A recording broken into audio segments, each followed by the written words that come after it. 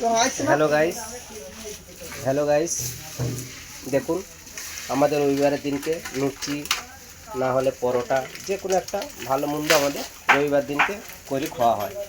এই যে দেখানো যাচ্ছে আপনাদের, এই যে পরোটা বানানো হচ্ছে,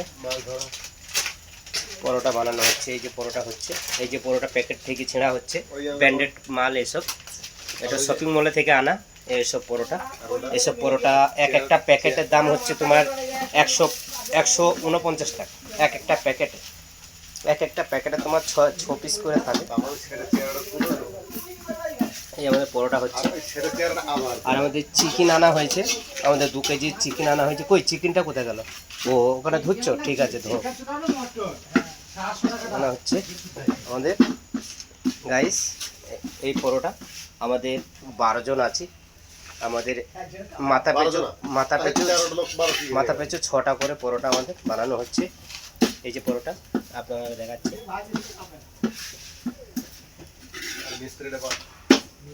এই আমাদের এন্টু, আমাদের ভাই পরোটা বানাচ্ছে।